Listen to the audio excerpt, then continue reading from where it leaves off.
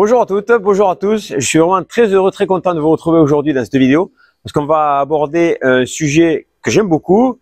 C'est vraiment un petit péché mignon pour moi. Alors, ce n'est pas seulement la volée, mais c'est surtout l'importance de la première volée au paddle. Alors, avant d'entrer dans le détail de tout ce sujet-là, j'aimerais juste vous rappeler que dans cette même chaîne YouTube, vous pouvez retrouver plusieurs vidéos qui sont, je l'espère, très intéressantes pour vous. Et justement, j'attends vraiment de votre part que vous laissiez des commentaires sous ces vidéos-là et surtout que vous posiez des questions, que vous proposiez de nouveaux thèmes, des sujets que peut-être vous aimeriez que j'aborde. Alors n'hésitez pas, posez vos questions, laissez-moi les sujets ici et j'essaierai vraiment de répondre au maximum à vos questions. Allez, on attaque aujourd'hui tout de suite avec l'importance de cette première volée au paddle. Alors, je pense que c'est peut-être quelque chose que, en tant que moniteur de paddle, on peut avoir tendance à oublier. Alors, n'hésitez pas, vous, lorsque vous prenez des cours de paddle notamment, à demander à votre entraîneur de travailler cette première volée-là. Pourquoi? Parce que lorsque nous sommes à l'entraînement, souvent, on a tendance à vous déposer la balle dans la raquette et vous travaillez très souvent la volée agressive. Mais cette première volée-là, on ne la travaille pas forcément. Alors, c'est toujours important avant de commencer un point, de travailler cette première volée-là. Alors, je vous invite à regarder les matchs, à regarder des personnes jouer, pas les professionnels, mais dans votre club, vos amis, ou même vous, lorsque vous allez jouer un match, de faire attention à cette première volée-là. Vous allez vous rendre compte que la plupart des gens qui arrivent au filet et qui frappent une première volée ont souvent tendance à être très agressifs, à vouloir gagner le point directement. Et je pense qu'il faudrait que nous prenions d'abord du temps pour placer cette première volée-là. Alors, quand est-ce que nous allons pouvoir la jouer? Vous avez très certainement compris, vous êtes au fond, vous êtes en train de servir, vous avancez vers le filet et vous allez jouer une première volée. On est d'accord.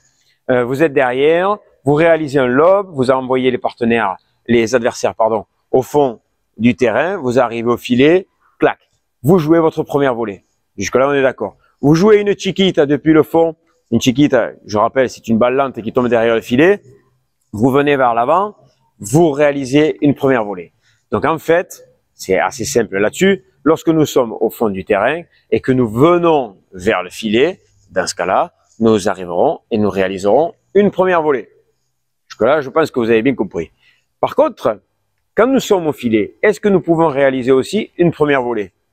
Oui. Dans quel cas? Je reprends l'exemple de mon partenaire qui serait derrière en train de servir. Donc moi, je suis déjà posté au filet. Nous allons imaginer que je suis ici. Ok?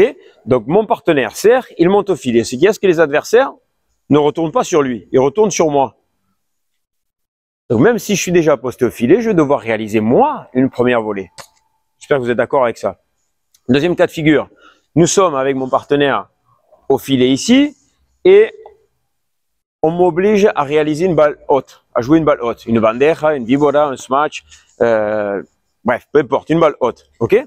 Donc je vais devoir reculer, m'espacer du filet pour pouvoir venir jouer cette balle-là. Une fois que je l'ai jouée, la volée que je vais devoir jouer ensuite sera également une première volée pour moi, ok? Autre cas de figure aussi, nous sommes tous les deux postés au filet. Et on oblige mon partenaire à jouer bon nombre de volées. Donc en fait, il n'arrive pas vraiment à construire le point. Il se retrouve même un petit peu à devoir jouer une volée qui est assez compliquée. Et donc ensuite, la balle arrive sur moi. Vu que mon partenaire n'est pas dans une bonne position, il n'a pas bien construit le point, eh bien moi, à mon tour, je vais partir sur une première volée. J'en profite pour faire une parenthèse. Dans le cas où mon partenaire aurait bien préparé, bien construit le point, si la balle arrive sur moi, je dois l'accompagner. D'accord? Lui, il est en train de préparer quelque chose et moi, je ne peux pas avorter cette phase de jeu offensive. Donc, je vais devoir aller dans le même sens que lui et je vais là pouvoir finir le point. C'est juste pour vous faire comprendre que nous devons travailler à deux aussi lorsque nous sommes au filet. Donc, si lui, il sent qu'il va perdre le filet, justement, donc, si la balle arrive sur moi, derrière, je vais devoir réaliser cette première volée. Donc, en fait, à quoi elle sert cette première volée? Elle sert à nous asseoir correctement, mon partenaire et moi, ici, au filet. OK? Donc, j'aimerais vraiment que vous compreniez cette sensation, cette idée-là, de se dire que avant de construire le point, avant d'attaquer, avant de chercher le coup le plus offensif possible, il va falloir que je comprenne qu'il faut que je prenne ma position ici au filet, que je sois bien planté, les adversaires au fond, nous deux au filet, et à partir de là, on va pouvoir commencer le point. Ok? Alors, je parle de première volée, de une seule balle, mais il peut y en avoir plusieurs, d'accord? Si vous êtes quelqu'un qui aime prendre le temps de faire les choses, prenez le temps, il n'y a rien qui presse, d'accord? Donc, si je dois réaliser une volée de transition, okay, c'est-à-dire que je me retrouve ici en demi-piste, okay, je suis en plein milieu ici, je dois réaliser une volée ici. Je n'ai pas encore atteint ma position au filet, ok? Donc, je fais ma première volée ici, je vais continuer d'avancer, j'arrive à ma position de confort, on va dire ça comme ça ici au filet, et je vais réaliser ma première volée. Parce que j'ai besoin de me sentir à l'aise ici, proche du filet. Ok? Donc ça, c'est la première partie, celle que je voulais vraiment aborder avec vous, que vous compreniez bien cette idée de, en premier lieu, il faut que je réalise une première volée. D'accord? Alors maintenant, je vais vous orienter, parce que j'aime pas dire, j'aime pas vous imposer quelque chose, mais j'aimerais vous orienter sur comment jouer cette première volée-là. Donc, je vous donne un exemple. Je prends une balle. OK? Je vous donne un exemple. J'arrive ici au filet et les adversaires me permettent de jouer une volée hyper agressive. Donc, j'arrive, je monte au filet, j'ai une volée ici et je vais être vraiment très agressif. Je gagne le point. Félicitations, ça fonctionne. Il n'y a aucun problème là-dessus. Donc, dites-vous une chose, c'est que si j'ai quand même quelque chose de facile qui arrive, je frappe, ça rentre, je gagne le point, félicitations, franchement, bravo, il n'y a aucun problème, tout fonctionne, ça va très bien. Ce qui se passe, c'est que en agissant de la sorte, les adversaires sont placés déjà, au fond, ils sont dans leur maison. Donc, accélérer une balle lorsque les adversaires sont bien placés, c'est pas forcément facile, parce que moi, je suis dans une phase de monter vers le filet, j'arrive ici, j'accélère, je mets un missile, d'accord, une balle très difficile à jouer pour moi, hein, je veux dire. C'est-à-dire que je cherche une zone qui est très compliquée, à une vitesse qui est très compliquée, dans une zone qui est très compliquée. Si je gagne le point, franchement, félicitations, vous êtes le meilleur au monde. Par contre, en face, ils sont bien placés. Ce qui se passe, c'est que peut-être, au fur et à mesure du jeu, vous allez être moins précis, vous allez faire la faute. Ou alors, les adversaires qui sont là-bas, qui sont postés dans leur maison, ils vont pouvoir défendre cette balle-là. Et vous allez vous retrouver à jouer une deuxième volée dans une position qui est inconfortable. Donc, autant vous dire qu'après, vous risquez de repartir au fond. D'accord? Par contre, lorsque je monte au filet, si ma première volée, elle est plus lente, elle est posée, avec du contrôle, précision, dans une zone qui est simple à trouver.